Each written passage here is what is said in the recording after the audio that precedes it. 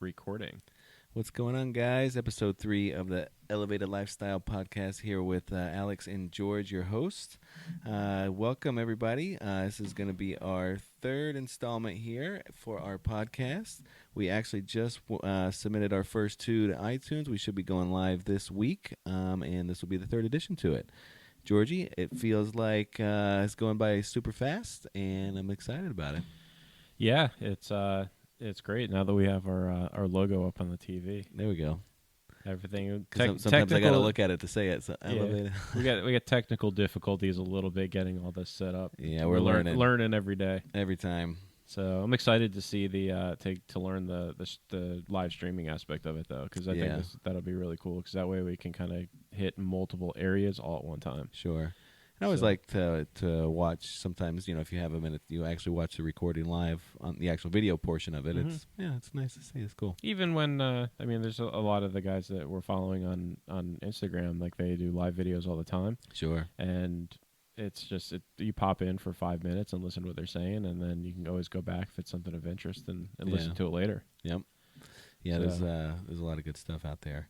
Yeah, I'm excited too as well. It's and like you said, it's just more access for people to find us and listen to us, and hopefully we can help them. Yeah, and like we said in the beginning, this is just the start. So sure, we're learning as we go. Yeah, just getting all the bugs kicked out of here, and every time we're like, oh, we're tweak this, learning the software. It's fun. It's cool. Yep, definitely. So this is our third podcast. Believe that? I know. I can't believe it. I was uploading the other 2 that we did originally, their first 2, and just listening to them, it's just, I feel like kind of almost, I guess, surreal, because it just feels like 2 months ago. I'm like, a sense of accomplishment. I just talking like, oh, maybe we should do a podcast, and now it's like already uploaded and we're rocking and rolling, and that's why I wanted to have this. We didn't have a guest this week, but I wanted you to get in here before you head out of town, just because I feel like I've been listening like always to other podcasts, and I felt like we could put together a solid third episode here. Yeah, for sure. And some of the things that I've been listening to lately are kind of all around diet and the progress that I'm trying to make and where I'm at. So tomorrow's a big day. Tomorrow's my kind of 25-day weigh-in. Nice. So we'll see what kind of progress we've been making, working out hard in the gym every day with you. Yeah. And watching what I'm eating and trying to eat clean as possible, and hopefully it'll all pay off on the scale. Yeah, for sure. I mean, you've been, really at the last like 5 or the last, I say, month. I mean, your workout extends longer than mine, so it's only a matter of time before it starts falling off. You know what I mean? Yeah, it's just I think some of the stuff I've been listening to, a lot of the Thomas DeLauer stuff, is all your body has to get. I mean, just for people who didn't listen to the other podcasts, I'm following a modified keto plan. So it's something that your body has to get kind of keto adapted, he says. Sure. And it takes anywhere from like 4 to 6 weeks. And then once your body gets keto adapted, then your weight you start to see dramatic results. Yeah, it just starts falling off, yeah. Yeah, I'm just hoping like it falls off in chunks, 5, 10, 20 pounds. Yeah, I mean, it could. It's that's why you see a lot of people with it. Even the coach that that you did, it was like 150 days is what he shows, and it's down like 100 pounds. So it's definitely possible. But you just even Thomas, like you follow him. Yep. I mean, he was 280 pounds. Now he's 180 pounds. Yeah, he's shredded. Yeah, really shredded. Yeah. But it's all a process. Just gotta try and stick with it. That's the hardest part. Yeah, that's the thing. Make it routine. Yeah, don't shoot for the quick goal of losing 100 in 150 days. Lose 100 over 2 years, but just stay consistent with it. Yeah, we're not going for 2 years, but you know what I mean. We're going cool before the year's end. We are, but you know what I'm saying. You know what I'm saying. Yeah, I mean it's when we first started out, even at the gym, and I was just talking to you and. You said you get up at 3:30, 4 o'clock in the morning and go to the gym. I thought you were completely out of your mind.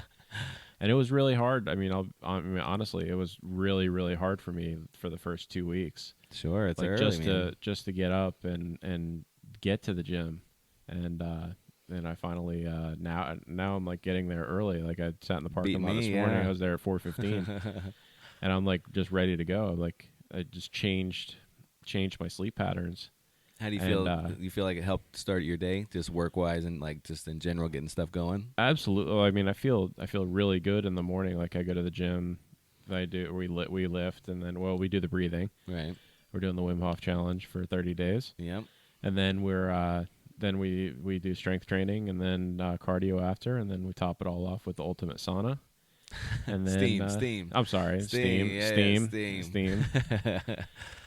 Just it's like Coke, Pepsi. Exactly, it just comes out. I'm so used to saying sauna too. It's just always sauna's just common. Yeah. So but yeah, and then I go home, kind of eat breakfast, start my day, and get to the office, and I feel like I'm like wide awake. Whereas before, I mean, I'd wake up at 8, maybe eat breakfast, maybe not, kind of reluctantly get ready for work and go to the office, and I'm still half asleep till like 11 o'clock. Sure. And now, as soon as I'm there, I'm like wide awake, ready to go. So Nice. It's a good thing. Definitely. Yeah, it definitely takes a while to get used to, and some mornings are not as easy as others for sure, especially that early. No.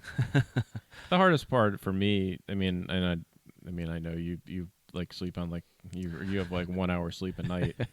Feels you like got so many things going on. I felt like I took a nap last night. That's it. But yeah, I mean, the hardest part for me is just making sure I go to bed early. Yeah. I mean, I try and wind things down by like 9 o'clock. Start getting ready by 9:30. Make sure I'm in bed by 10. And well, like we were saying, when you start getting up at 4 for a while, when you once you get horizontal, it doesn't take long for you to pass out. So no, you just got to get comfortable, and you're just gonna be in a coma. No, I've definitely found that I really need to anything I need to get done at the house when I get home from the office. I need to do, including dinner, before I sit down. Sure. Because if I sit down in the recliner on the couch and start watching the news or something like that, I'm out 20 minutes. Oh yeah, like nothing. I'm the same way. I'm snoring. So next thing I know, I wake up. I'm on the couch at 2 o'clock in the morning, and I'm like, God, I gotta get up in 2 hours. Yep, nothing's packed, nothing's done. Yeah. Yep, that's happened to me several times over the last month. So it's just a matter of being prepared. That's why I try and prepare all my stuff for the gym. I get my towel for the steam room, and my like workout towel, and my shoes and my clothes for the next morning and all that stuff, because I can't be running around the house at 4 o'clock in the morning. I know. My wife would murder me. Yeah, I go half and half. Some nights I go to sleep too early and I don't do it. Next, it's I'm scrounging through stuff with a light on my phone at 3:30, and I hear shh, keep it down. Don't wake up the kids. Yeah. Well, we got 4-legged kids at our house, and they hear you could drop a pin, and they're like, time to go outside. Where are we going? What are we doing? Yeah, they're almost worse because they paws on the wood floors too, and just everything. Yeah, so they're good in the sense that they don't bark or anything like that, but they're awake and they think they get to go outside. So that they're ready to party, and then they're like, "Oh, you're going to work out? Let me come." And then they don't go back to sleep. No. So of course, Janae was not very happy. And you put them outside, they just scratch at the door, like, "Let me back in." Well, they want to go out for a second, and then they figure out that it's hot outside, then they want to come back in the AC. Sure. So. Awesome. Well, I wanted to do this podcast just because a lot of the ones I've been listening to lately, and then one of the studies I heard on it recently was all about just people being happy with their jobs or their career choices. And I felt I was thinking this last week when I was able to go get Sebastian. Like earlier in the day, we went to karate. Just to fill anybody in that doesn't know, I just have my own, just a small mobile detailing company. So it gives me the flexibility to kind of make my own schedule and be able to do stuff with the family, do stuff with the kids. And it came across my mind last week when I was able to do a lot of this stuff. I was able to go pick up my son from school, take him to karate. He just started karate. We were able to go hit some golf balls afterwards.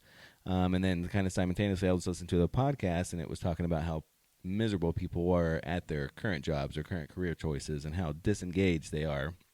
So it kind of hit two different spots, and it kind of pointed out to me that I was feeling grateful at the time when I was realizing it, but I also that's why I felt like I wanted to do a podcast to kind of talk about just being your own boss. And a lot of people, you always hear, a lot of people are always thinking about taking that next step, or that good idea they had, or the job they wish they took, or you always hear the same story. So I figured we could do a podcast. Obviously, you've been your own boss longer than I have. You've started a real estate company way back when, and that's definitely a grind. So I just wanted to do a podcast, kind of talk about the ups, the downs, the pros, the cons, and hopefully give somebody the confidence or the push to at least go to Google and start doing some research on something that you want to do. Yeah. So I mean, from my perspective, I definitely agree with you.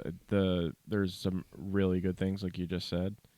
It gives you the flexibility and the ability to do the things that some people can't do when they're in a 9-to-5 position and they have the boss leaning over their shoulder.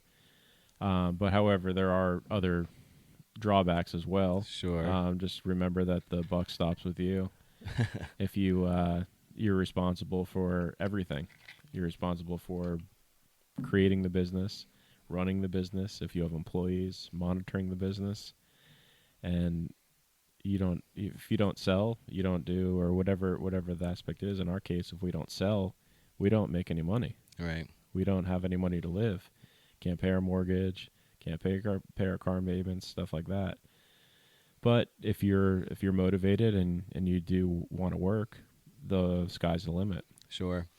And I always think it's, especially when you're just putting your foot in the water and you're just trying to test it out, with the options these days, you can always do like a part-time gig and just kind of test the waters. If you're selling something online, if you're making a cell phone holder, or you're making a personalized clothes, and you can just start a part-time business. Like I feel like with the ease of technology and the phone in your hand all the time, I feel like there's numerous different ways to where you don't have to technically like quit your job and say, screw this, I'm out of here, I'm just going to go start my own company, and then you jump head first and you have no freaking idea. Like I think there's a lot of tools out there. That was kind of wanted to point out. There's a lot of ease you can find online too. You just Google. I mean, with YouTube, I feel like I've been to YouTube University for the last year, because I swear to God, you can learn anything on here. So I just wanted to, make people aware of what you could just search for. It's really amazing, and I mean, pretty much anything that you want to do in the world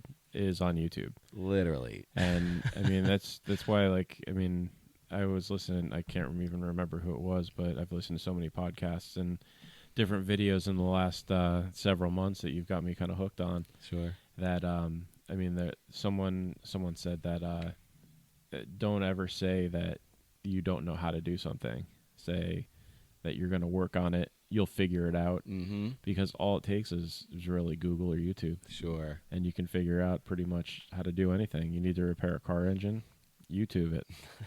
You need to spackle a wall, YouTube it. Sure. You want to figure out how to live stream a podcast, YouTube it. Yeah, we've seen watch a lot of those. Yeah, so we just did it just takes effort, that's all. Sure. And it's funny because I really never used YouTube, like, really until just recently. Right. I mean, I'd look up stuff here and there. If it comes up in a Google search, I'll click on the video and watch it. But I used to always forget about YouTube as a source. Right. And it really is a really powerful source. There's so much content there. There so really many people is. are there. So many eyes. So many. They're really, I mean, and some videos are better than others, or are better than others, like, for what you're looking for. But I mean, they're all good. They all provide information. And I mean, just like us, I mean, there's some people that are just starting out, and there's some people who have 1 million followers. Sure. And it's good to watch both, because because you can really relate to somebody like that's just getting started, and they're sharing their experiences. And well, sometimes you're looking to figure out something specific. Right. And the professional may do like a generalization, like an overview of everything, whereas the new guy is just starting out. Like, he may like take you step by step and say, okay, maybe a smaller aspect of what you're looking for, but sure. But you may find that detail for that specific thing that you're looking for. So you kind of got to watch both and see what works for you. Yeah, and I think a lot of people get kind of paralyzed at just the fact of leaving their current job, or leaving their the comfort of their financial situation, or not. I feel like a lot of people, like, even I did before I took kind of the leap and started my own thing. It's like you don't want to step out of something you're comfortable with, and most of the time when you're doing your own business, like you said, if you're not making sales, or if you're not doing the services or getting the customers, you're not making anything, well, and that kind of paralyzes people. I think some of the toughest parts for most people is that they're reliant upon that job. They have a family, they've got a mortgage, they've got a car payment, they've got this and that, and I would say probably 70% or more, I don't know what the statistic is, of people live paycheck to paycheck. Absolutely, yeah. I think it's even And higher, yeah, it's probably even higher than that. Yeah. But it's a situation where people, they can't just take that leap.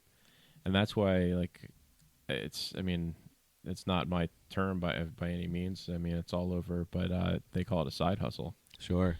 And I think Gary Vee talks about that. Yeah, Yep. yeah. He talks about it. There's actually a side hustle podcast. Oh, is there? Yeah, Oh, which cool. is cool. It's about starting your business slowly and like basically trying to replace your income while working on the side. Right. And that's I mean, it takes a lot of effort and it takes time, and it's not like something you just push a button and it happens. You gotta there's trial and error and that type of thing, but you can definitely replace your income or a portion of your income. And I mean, think about what an extra $3,000 a month does for you. Absolutely. I mean, that essentially takes care of your car, your insurance, your health insurance, all that type of stuff. If you can do it part time, then you could take that extra vacation or just save the $3,000. Put the $3,000 towards paying down your mortgage or debt or whatever you're trying debt to do. Or whatever the case is. Get yourself out of debt. I mean, that little bit of extra money, I mean, if you can spend an extra, I don't know, 10 to 20 hours a month or a week. I mean, most people work 40 hours a week, so I mean, I definitely in most cases work more than 40 hours. I work probably 60 hours a week. Yeah, I mean, most we're people working do. Saturdays, Sundays. Yeah. So if you can spend that a little bit extra time at night after the kids go to sleep, or whatever the case is, stay up for 4 hours, work 4 hours a night. And even if it's just something small, like even Gary Vee, he does. I think he's even posted a few videos of just doing garage sales and making a couple $100. Even if it's just an extra like $150 a week. I mean, just to start. And if you're actually, if you're serious about it, and you put that money aside, and you see that you're, like you said, you're making $500, $600, $700, $800, a couple thousand a month, and you're not just blowing it as it's coming in. And that's, I think, a downfall for a lot of people as well. They just spend it as they come in. I'm not making any money, but you look at the big picture, even if it's an extra $700 a month, or I mean, that's a car payment. That's it's so. I think when you get into something like this, or any business, I think you really have to have some goals in mind. Yeah. And you've got to have like some vision as to why am I doing this. Sure. Like if I'm making ends meet and I'm working a job, and I'm getting paid $50,000 a year, and it covers everything that I need, why am I moving? And it's usually because people hate going to work. Yeah. They don't like what they're doing. I used to get sick, Georgie. I used to when I had some of these call center jobs or just bullshit jobs, I would just sit in my car before going in, and my stomach would turn. I would hate it. I would fucking hate it.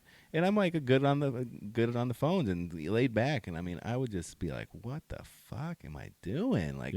Miserable. And to from both sides, even though I have my own business now, I'm still working out. I'm doing a service type job, so it's still not my dream job, but I feel like I'm still making that next step into.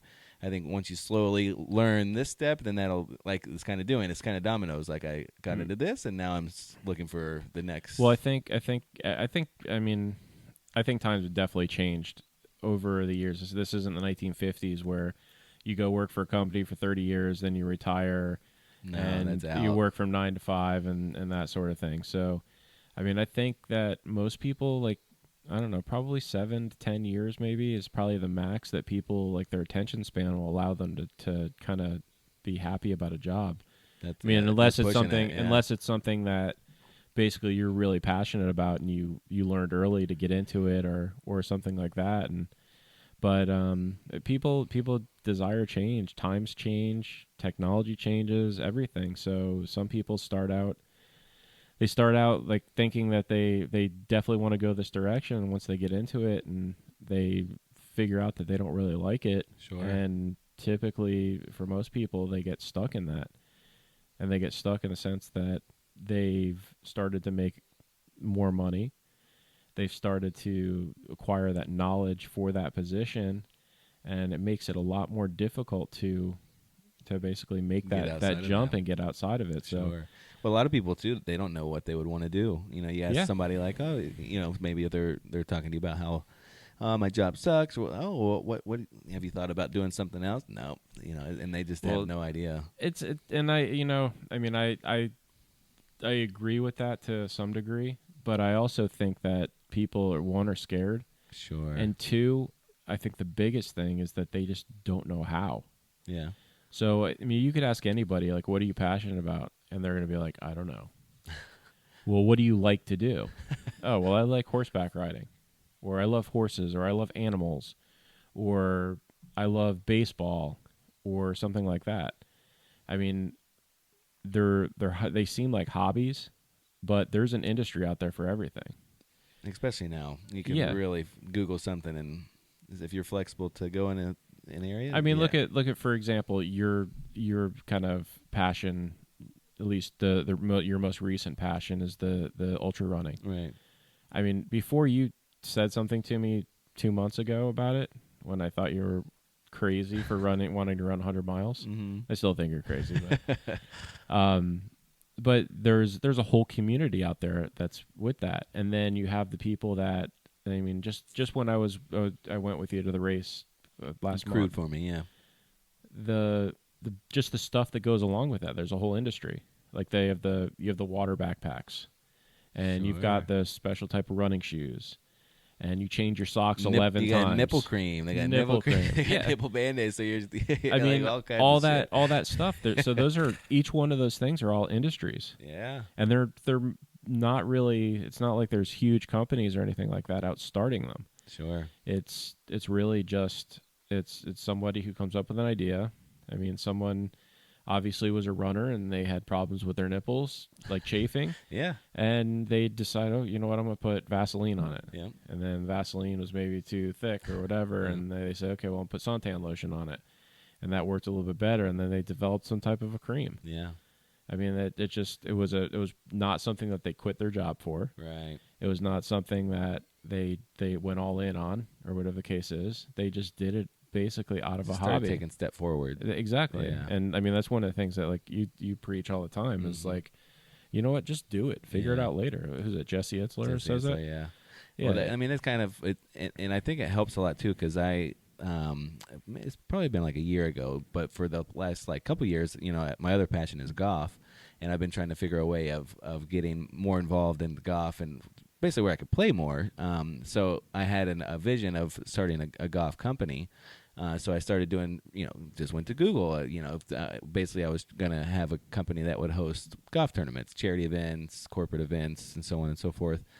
And so I Googled, so I wanted to write a business plan to be legit. So I came up with a name, and I said, well, I have no idea how to write a business plan. Let me Google it. And Googled it, and I mentioned this, I think, on the first podcast, but there's a local school here. It's called Score, and it's just a bunch of retired business people that volunteer their time, and they teach these classes how to write a business plan, how to do marketing, all details of running your own business. They cover all these subjects.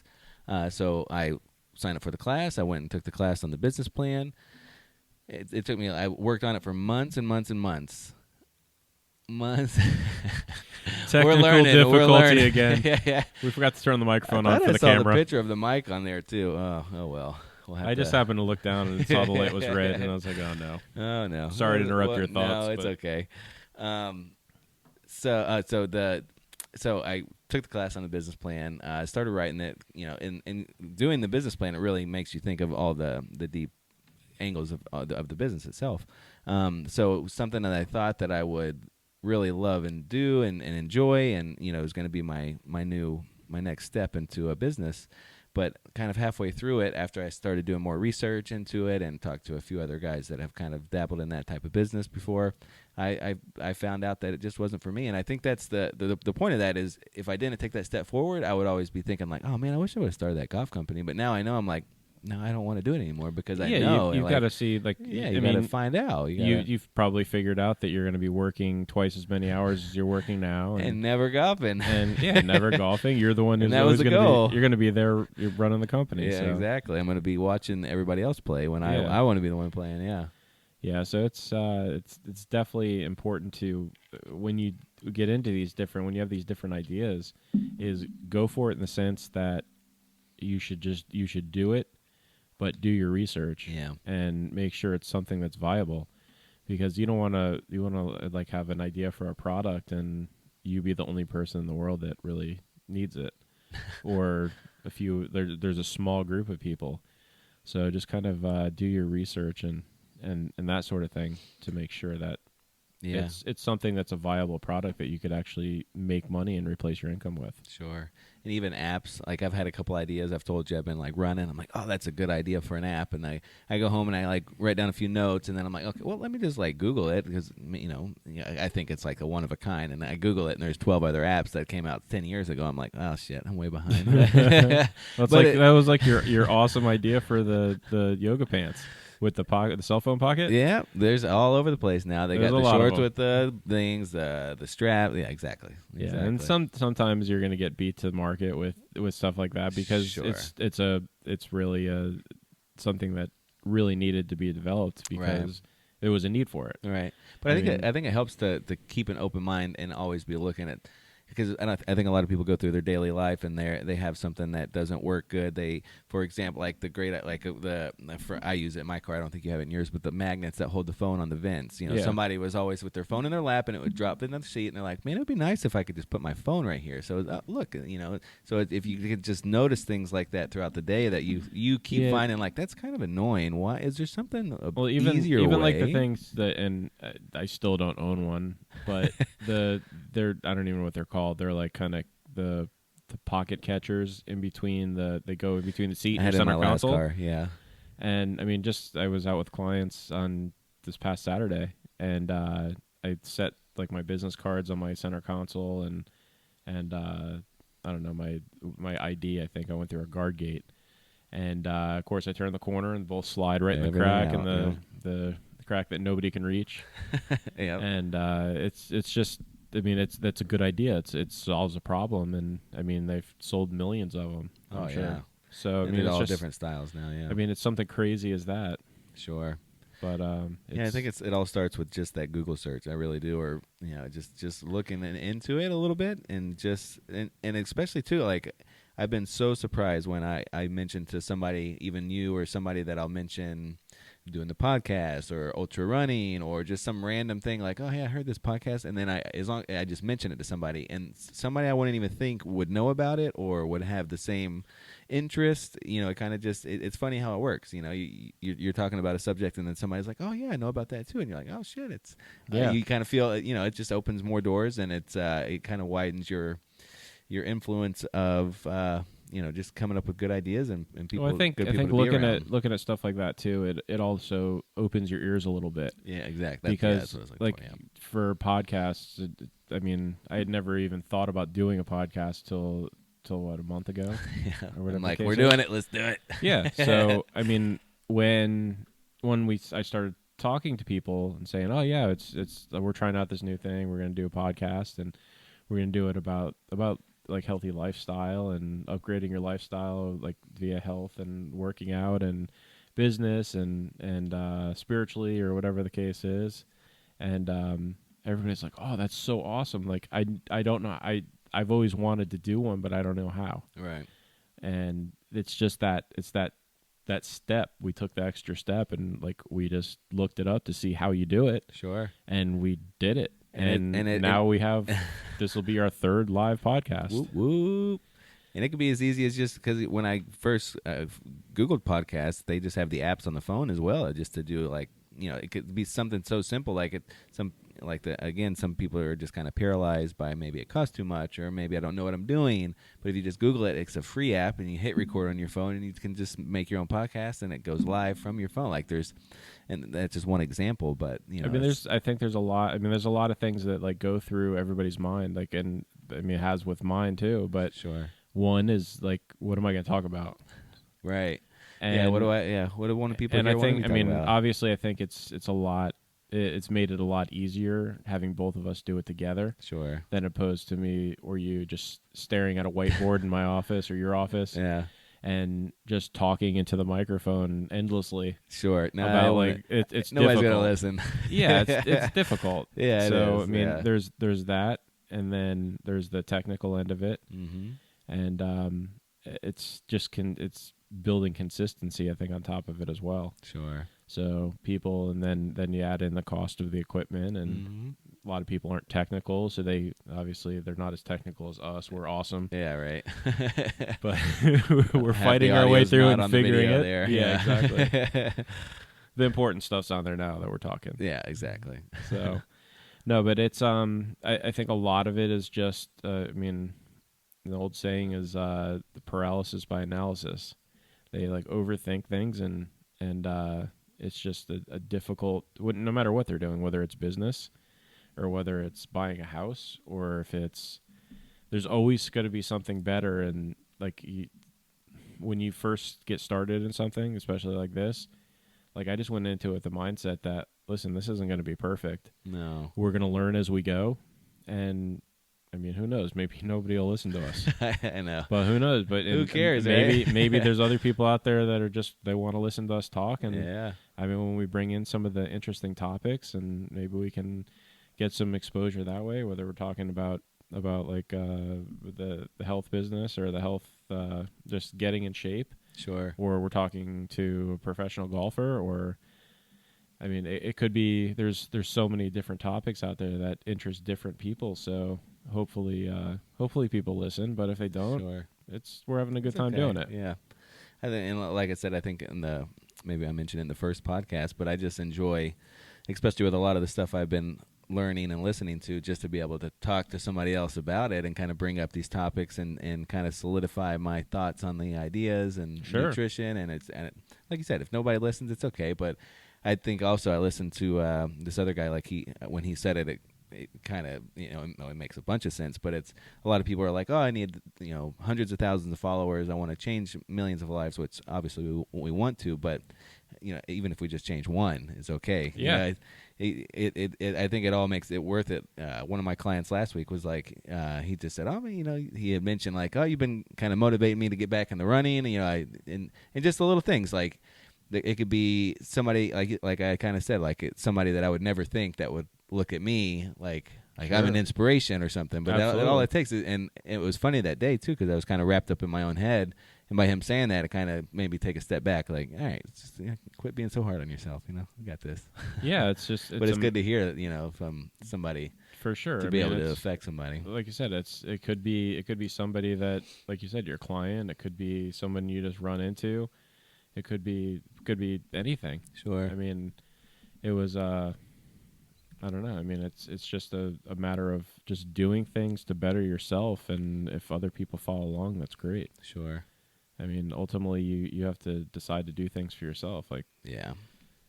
I mean, it's not you can't do it for other people. You can't do it. You can't you're not going to run 100 miles hoping that you help somebody else. Like, no. Run 100 miles. You're doing it because you want to do it. Yeah. And it's something that's good for you. Well, that's debatable. We'll see, yeah, debatable. That's debatable, but if it's something that you want to do, right? But who knows? I mean, maybe it'll inspire somebody else to go out there and run a 5K. Right, exactly. I mean, you've kind of inspired me by doing the distance running and all that stuff. That I'm gonna try and do the Spartan race with you. Right. Well, I think what got me hooked kind of on the ultra running is just it just opened my mind up physically and mentally of what us humans are capable of. It's like like a lot of people say, like they hear marathon running, like I did before I knew about any kind of ultra running, and you think that's kind of a standard long distance race, nothing like ultra, and you think of anybody that's running more than that, it's like crazy. But then you hear 100 miles, 200 miles, and you're just like, well, am I really slacking that much? Like I didn't run 200 miles last year, like like the whole year, and these guys are doing it in 2 days. So that's the kind of part that you can sparks. You can kind of take that mentality of like looking at other people and striving to get to the 200-mile mark, or the whatever it is, whether it's just to walk a mile or whether it's to run 50 miles. I mean, you can also apply that on the business end too, because if you look at it from the business standpoint, there's always going to be people that are more successful than you, that sell more than you, that drive a nicer car, or live in a nicer house, or whatever the case is, and that shouldn't be like your ultimate. I don't know how to really say it, but it shouldn't be your driving force. Right. necessarily, but it's a motivator. Right.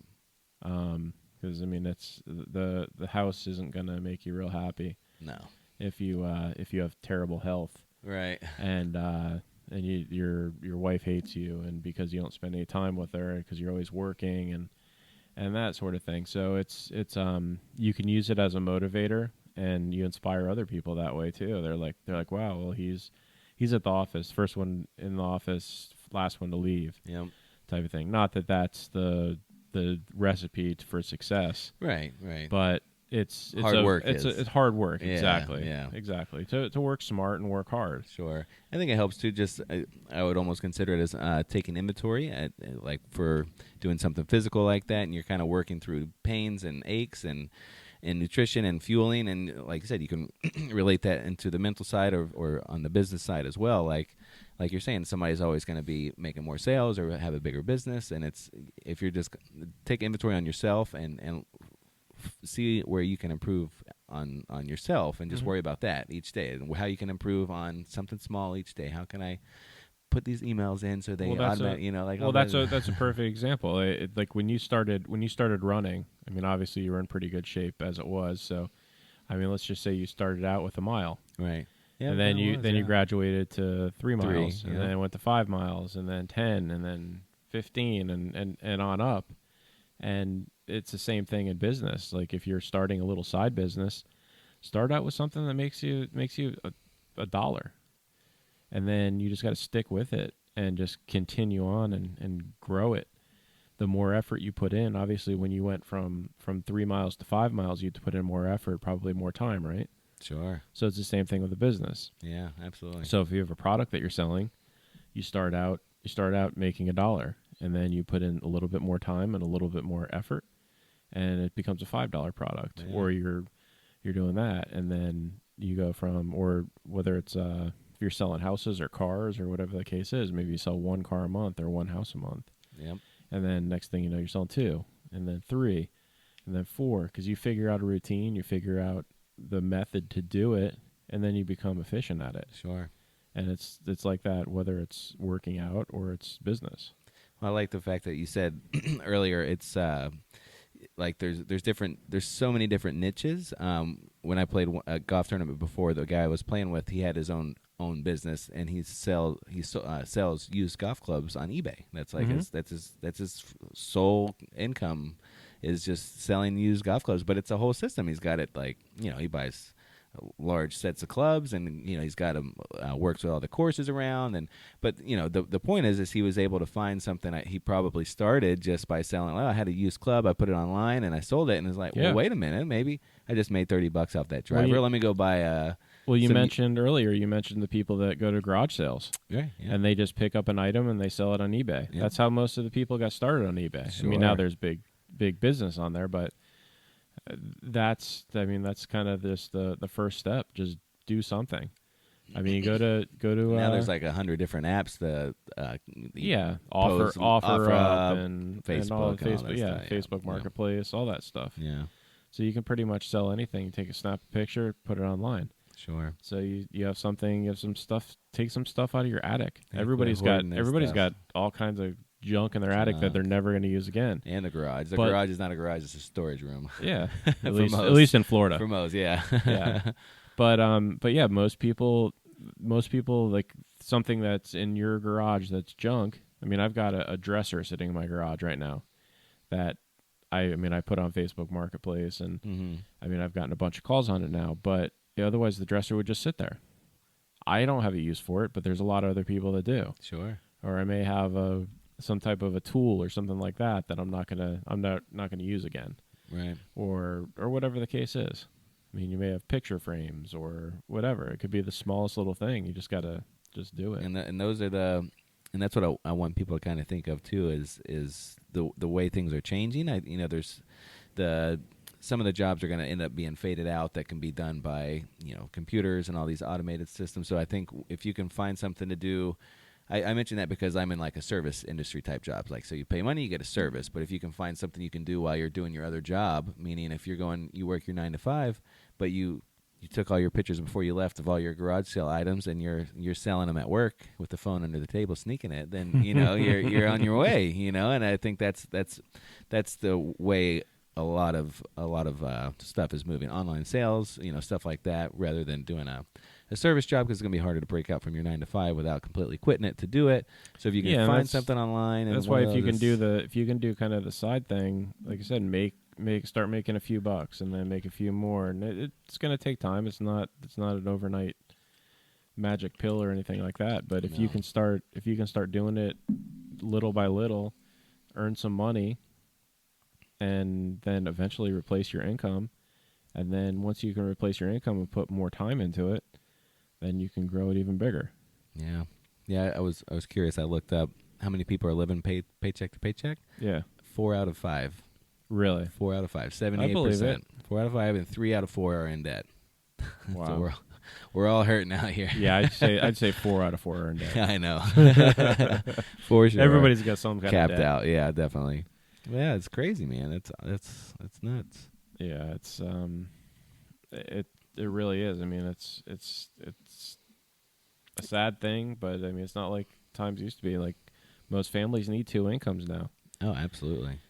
So it changes the whole family dynamic. I know, and we're not getting into families and stuff like that now. It'll be another whole podcast, but it changes the whole family dynamic. And I mean, there's a lot of obviously single parents and that sort of thing that are struggling to get by as well. Yeah. And this the whole change in philosophy, it's not like it was, like I said, in the 1950s. No, it's all changing. So now, like with technology, you can just basically work from your laptop and your phone anywhere. Sure. And that's the ultimate. I mean, to me, that's like the ultimate goal. Yeah, because then you really have the freedom. Well, it's freedom. It's not the amount of money you make. I mean, if I was making the same amount of money I'm making right now, but I had freedom, you could do it from the golf course. I won. Yeah, exactly. I won. I mean, that's like the ultimate goal, is to get to the point where, if you know what, we want to take a vacation this week. My wife's off from school, so we want to go, I don't know, to Maine.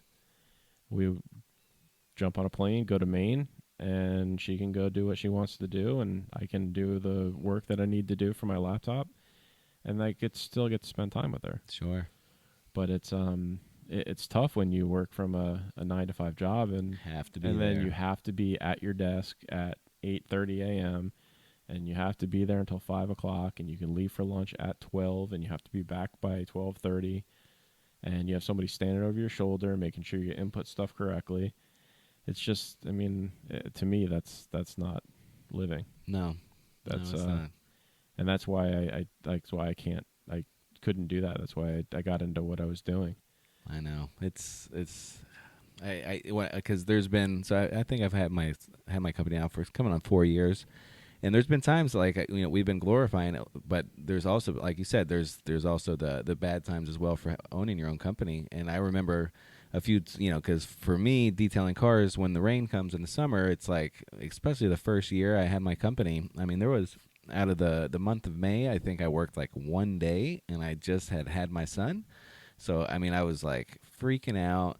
But I started looking on, looking for different jobs. Like, okay, I'm going to have to do something, of course. But I started like reading through the descriptions of the jobs, going through the application process, not having the flexibility. Like, I have to be there Monday through Friday. Like, I can't leave to go to doctor's appointments and all these things that come up, especially when you just had a kid, right? Got married, had a remodel in the house. I mean, it's like, and not having the flexibility to leave, I'm like, you know what? Screw it. I'm just going to tough it out, man. I can't, like, I got that knot in my stomach again, just like thinking of like, I'm going to fill this application and going. But you came out on the other side. Sure. And your business is stronger now. And you're more successful. Sure. A lot of times you have to, I mean, all businesses go through growing pains. Yeah. I mean, it's sometimes it's the economy. Sometimes it's like figuring things out. Sure. Sometimes it's a demand for the product or the service or whatever the case is. I mean, I know like in my business, like it was kind of out of my control, but 2007 was just awful when the whole like real estate market crashed. I bet it was terrible. Yeah. I mean, it was really bad.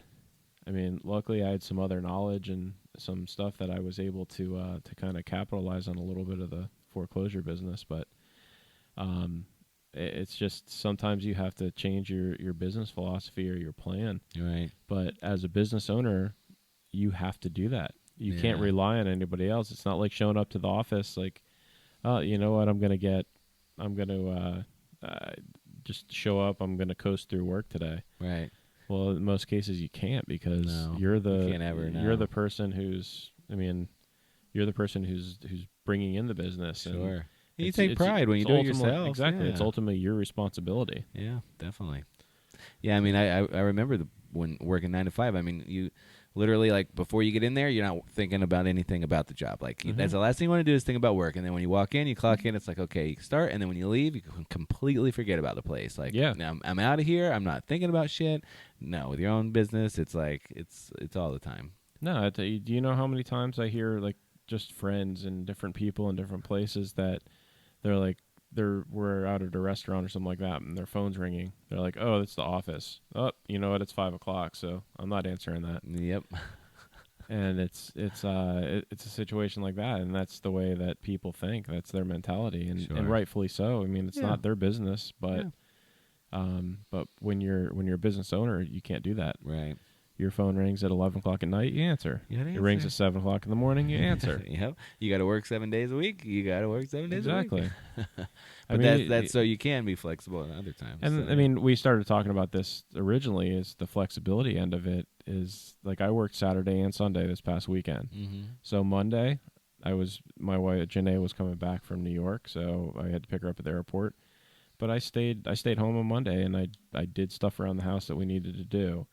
And I went and picked her up at the airport and had dinner with her and that sort of thing, kind of like it's my day off. So that's you can't really do the 9 to 5 Monday through Friday thing in my business. No. So you have to take time when you can take time. Sure. Sometimes you go 2-3 weeks without taking a day off. Yeah. But when you can take the day off, you've got to kind of schedule it and do it just for your own sanity. Well, I think, unfortunately, in your business, there's really never a day off because there's always a contract to be finished or a lease to be finished or somebody's moving in or a closing date. And especially I mean, there's always the down days. Sure. I mean, there are, but you have to have, I guess, enough organization and enough discipline scheduling to have everything done so you can. Because otherwise, I mean, you know how it is. Like, oh, you know what? I'll do that tomorrow. Yeah. I'll get to that tomorrow.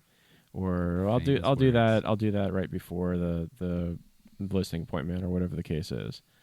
But the more you can get done at the time, the better off you're going to be, and the more free time you're going to have. Sure, and less stress too, because I'm like, oh shit, I got to get this done. I got to do this. Yeah, I tend to operate a little bit better under stress. Yeah.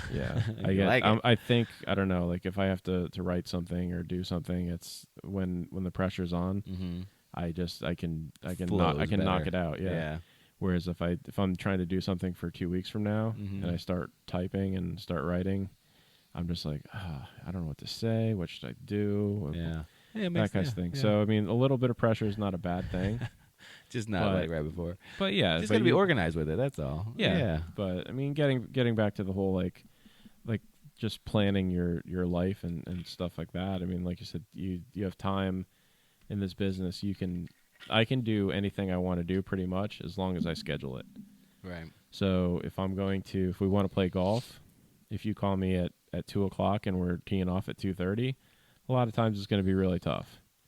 But if you said to me on Tuesday, you want to play golf on Thursday, I can usually do it. I can just put it into my schedule as long as I don't have stuff already scheduled. Sure. We can do that. But same thing with, like, I don't have any kids right now, but I mean, like if you're taking Sebastian to karate on Tuesdays and Thursdays, you put it in your schedule. You know that you can't schedule cars for that time. Right.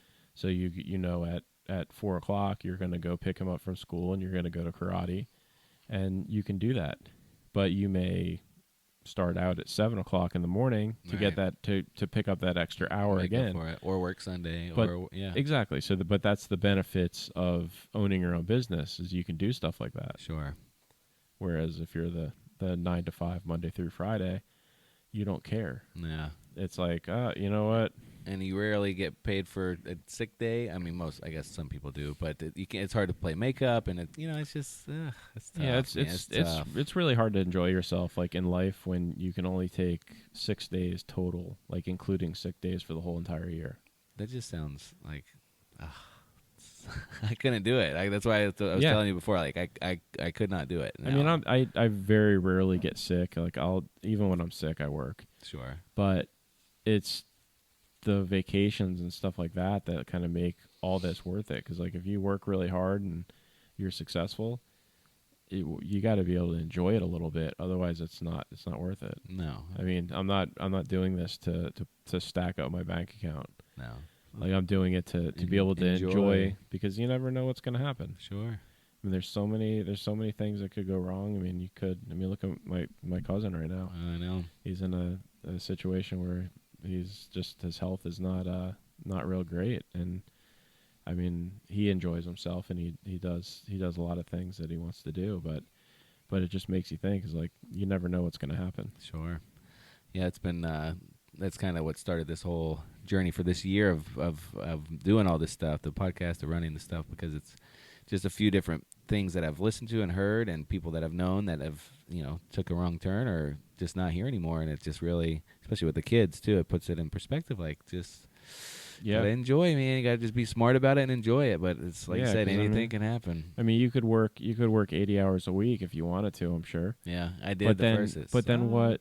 But what good does that do for your family and your kids and stuff like that? Makes for them, hell. Maybe you're making. Yeah, I mean, you're pissed off all the time. You're making good money or more money. Right. But the problem is you're not spending any time with them. Your wife's mad because you're not helping and stuff like that. So it's like your life, you're making more money, but for what? Yeah, exactly. So, I mean, if you can take some of your success and balance it, then it makes it worthwhile. Sure. Yeah, definitely.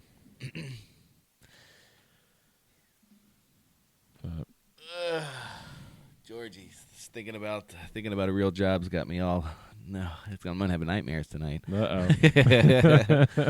I couldn't do it, man. And the funny thing is, it's funny because what you just said right there. People say that to me all the time, and that drives me nuts. I know. They say to me, I mean, I've been in real estate for 16 plus years or whatever, and they're like, well, if the economy tanks again, you're gonna have to go get a real job. And I'm like, you don't think? Even my wife, she thinks I go to the office and I just hang out. Like she thinks that like you come over to my office and we sit in the office and watch like golf all day, and we like go out to lunch for 4 hours and stuff like that. It's like, you ever see the memes on like social media or the internet? Mm-hmm. It's like what my parents think I do, what my wife thinks I do, what my kids think I do, what my clients think I do, what I really do, what I actually do. Yeah. Yeah. So it's funny, but like, yeah, people say that to me I hear that all the time. Like, well, you might have to get a real job. And I'm like, what do you think I do? Right. Like I have a real job. It pays the bills. That's all you need. Well, it pays the bills, but I'm responsible for everything. It's sure. not. It would be a lot easier for me to go work for somebody for 40 hours a week and just show up, and I could half-ass it and make it all the way through. Right. But if I don't work, then I don't make money. Yeah. Sometimes it's harder than others to make money too. Sure. I mean, you gotta. There's some times where clients fall out of the sky, and then there's some months where you have to scrape and scrounge and really try and find something that comes up. I mean, sure. You've got a little bit of benefit, like as far as clientele goes, that you have some repeat business. Sure. And, like a weekly cars to clean and stuff like that. Whereas like my clients like rotate every like 7 to 10 years. 10 years, yeah. So it's constantly trying to find new clients and stuff like that. Yeah, real estate's tough, man. It's tough. It's rewarding, but it's tough. Yeah, it is. And there's a lot of great aspects of it. There's a lot of difficult aspects of it. Sure. So. Yeah, I dabbled in it, but I'm like, I'm good. Yeah. I'm good. I enjoyed it, but it's okay. I got other stuff going on. Yeah, it's funny. Everybody thinks like, wow, you get to just show like $1 million beach houses and waterfront property and golf homes, and all that stuff and see all these beautiful homes, and I'm like, yeah, that's like the 30-second version of it. Sure, yeah, exactly. The rest of it is like trying to figure out like how you're gonna get like your next client and what you're gonna show them when their taste is for 500,000 and their budget is like 250. And so it takes a lot of maneuvering, and kind of have to be their psychologist a little bit. Yeah, you run across all different types. Figure out what they really need. Sure. So or what they. But it's like that. It's like that in any business. I mean, it's a consultative process and stuff like that. It's just that when people say that you need to get a real job, like if I was to go work for like Pratt and Whitney, like that becomes a real job because it's a big company. Right. I mean, what I do is a real job, I think. Sure. I mean, what you do is a real job. Yeah. I mean, you go to work every day, you make money to support your family. Yep. So, well, like just the like we were saying, the limited vacation, the limited sick days. It's just like, I mean, I guess that's what I was really into for a real job. Just being on such a strict commitment. You know, if you're late, I just remember just worrying about this stupid. Maybe it should be called a traditional job. There we go. And that's even fading out too. It's gonna, it's all changing. An outdated job. We'll get back at them. We'll throw a dig back at them. There we go. Well, I think we've talked a little bit before as far as like the social media side, but how if we think about, a lot of people, I'm tired of looking at Facebook, or I'm tired of looking at Instagram or YouTube, or I'm tired of Google or whatever. But in the whole scheme of things, it really has just started growing at a rapid speed. So that's what I hope to point somebody in the right direction by just opening their mind to YouTube or Google and just seeing that you can teach yourself. This is all like you were saying. You never used YouTube before, and I've always been I hated school. Let's just say that I hated school. Just learning that type of stuff just wasn't for me. But learning this stuff that's actually interesting to me, it's like a whole new new word I've been using, like a paradigm shift. It's kind of shifted my thought on how to learn, and that I can still learn, and I'm learning, especially when I'm excited about something that I enjoy learning. So I that's what I wanted to make this podcast to. Well, that's the whole key. I mean, when you grow up and you're in school, like 99% of the stuff you have zero interest in. I mean, some of it, yes, is necessary that you have to learn, and a lot of school is just the social aspects of things and getting you just socialized with people and stuff like that when you're a little kid, and that sort of thing. However, as you get older, it's like into high school and stuff like that, it's just like going through the motions in a lot of cases. Whereas, I mean, you and I have talked about this before. I mean, if this was like even possible or feasible, I think that you should go to high school or whatever the case is, and then before you go to college, I think you should work for 5 years. Yeah. And like understand what it is to really work and like get a taste for business and stuff like that. I mean, some people work from the time they're 12 years old or whatever the case is, and those people understand a little bit about what hard work is, but a majority of kids don't. Right. And I just think that you're so much more appreciative of things after you've been in the workforce, but you've also given yourself a chance to, I guess, to figure out what you really like. I mean, because most people, they go to college, they're right after high school, and their parents say, "Oh, you should be an accountant because accountant's a stable job." And you get into being an accountant. I mean, when I went to college, I started out as an accounting major, and I just was like so bored. I was good at it, sure, but I was really, really bored. So I ended up going into political science and then computer information systems. And those were two things that I found interesting. Yeah. I mean, I still like politics. I still think politics are interesting. Stay tuned for Georgie's podcast coming on politics. Yeah. You never know. 2020 elections coming up. Oh gosh. We can talk about it from what the real perspective of people is instead of the the inner society within Washington D.C. I'm gonna watch that one. I don't even want to get into it. Politics is one thing that gets people's blood pressure way up. Yeah. But yeah. So I forget where we were even heading with that, but with just in general, like the the things that I look at now, like when like you said, when there's free stuff online to learn about, it's so much more interesting to me because I want to learn about it, and I absorb everything 10 times as much and a lot faster. Whereas when you're in college and you're 18 years old and you're taking a course on like creative writing, I mean, honestly, unless you want to be a writer, I mean, you're like almost half asleep in the class. You're not listening. You're not paying attention. Whereas, like, if you're doing some stuff, I mean, don't get me wrong. Like, some of the online courses and stuff like that are really boring when you just have to sit there and read. But the interactive videos and stuff like that, where they can teach you stuff, and they're broken out into like 15, 20-minute segments, and not like a 3 hour long dissertation about something that you could care less about. Right.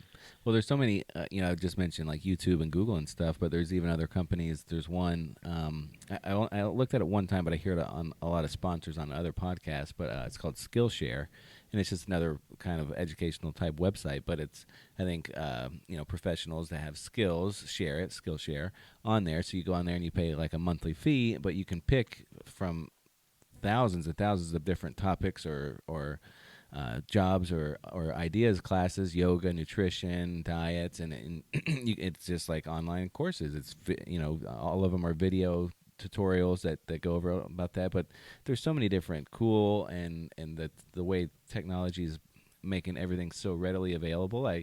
We had talked about it briefly, but just the whole traditional, high school to college and doing the whole 4 years of college, I really think that's just a thing of the past. I mean, it's changed. I mean, for certain areas. But, I think I agree with you 100%. I mean, I think that one, college is getting just outrageously expensive, and I mean, as much as the Democrats want to give you free college and free everything, it's just not going to happen. So colleges, all they're doing is building their endowments. So I mean, when universities have like $50 billion endowments, but their kids that are going there can't afford to eat, right? It's kind of ridiculous. Sure. But so I think that's one of the reasons. Like the cost is just becoming very prohibitive. But I also think that interests are changing, and I mean, you see that like plumbers and electricians and tradespeople, they're making big money. Yeah. I mean, they're working. They're in most cases, a lot of them are running their own businesses, right. Successful businesses, and they're in demand. I mean, I know that's the thing. Yeah. I mean, I know electricians and plumbers that I'm friends with that they can't get a day off. They have to just say no to clients. Right. They're booked out 2 months. I mean, contractors, people who do all kinds of trade work. Sure. I mean, whether it's roofs. I had a client who needs a new roof. Or on a house that they're going to buy. Mm-hmm. And, I mean, the roofer's booked out 6 to 8 weeks. Yeah, it's crazy. And AC jobs, yeah. Yeah, mechanics, I mean, all that stuff. Yeah. It's just, it's all like the trade industry is, like the service industry is huge. I mean, sure. Yes, we were going to always need doctors.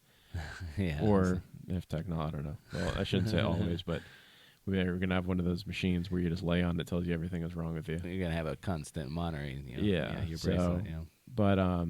But yeah, I mean, you're always going to have like some type of person that's going to have to interpret that, attorneys and stuff. Yeah, you're always going to need like college educated people, but I don't necessarily think it's the path like the 13th grade that most people go to, and it's just a big party. Like you said, times are like just the whole, like that's what people are used to, especially, I guess our parents. That's the standard. You go to tradition, and it's out the door. It's so far gone. I was talking to my wife about it. Like the time my kids are going to college, I mean, it's going to be $100,000 a year. It's going to be $100,000 a year, and it's going to be not worth shit. And there's going to be other options. And I'm not saying college like they could change the way they do college, and it might still be labeled college, and I would probably agree with that. But what's going on, like what you learn and the outcome. I mean, there's so many people by the time Sebastian and Bella are ready to go to college, it's going to be a total different situation. It's going to be crazy. I think that I really think there's going to be like the definition of college is going to drastically change. Sure, it's going to have to keep mean, up. It's really. I mean, college is, I guess, the name of the actual place or whatever you want to say, but ultimately it's higher education. Right. I mean, so whether you're learning to be a doctor or you want to be a philosopher, or if you want to be a mechanic, I mean, it's all higher education. You're educating yourself beyond what you know right now. Right. So I think that kind of philosophy or that I don't know what the right the word way is. the words use college is the way change. that it's just gonna, I think it's gonna redefine itself. Sure. And it's gonna become like it's like when I was going to college or when I graduated high school, like I think trade and like shop classes and stuff like that, they were like looked at as a negative thing. Sure. It's like, oh, like, well, the smart people do this. The people who are not going to do anything with their life are going to go in the metal shop. Right. And I just don't think that's the case. I mean, well, you know Miles. Mm-hmm. Yeah.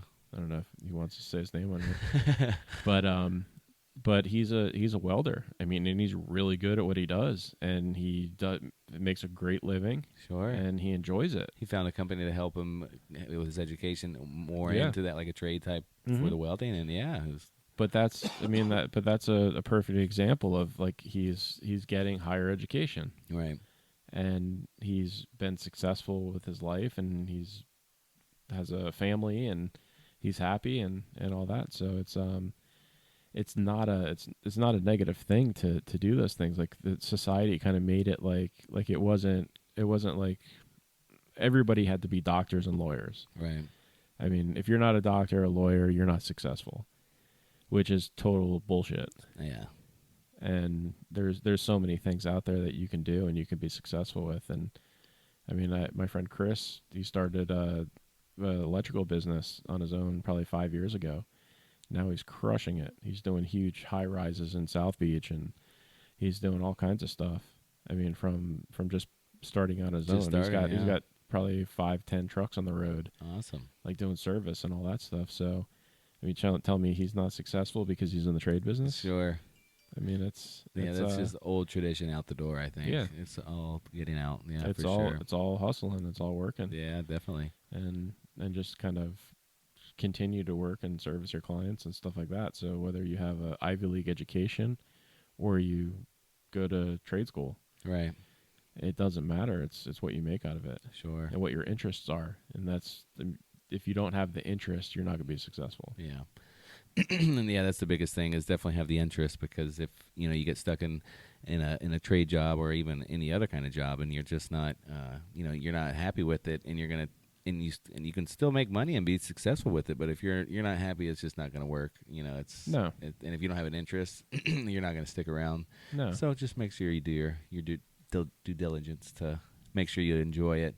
Because I started out being a mechanic. I went to a tech school to be a mechanic, and I kind of turned a hobby into a career, which I had to do it to find out, like, maybe that's not for me. But it's always a good, like, I always have a job if I need one. I know what you're after. I mean, it's ultimately it's freedom. Absolutely. Absolutely. And that's most people that, that's, it is. I mean, when you start to really think about it, that's what's most important, is like, if you want to spend time with your kids, if you want to do this, do that, you still have income coming in. So you figure out a business you can get into, or that product you can step back and manage and that type of thing. It's, of course, it doesn't like start from day one. Like, you don't just flip a switch and all of a sudden you get to sit back and kind of just manage a business. I've been looking for that switch, Georgie. Yeah.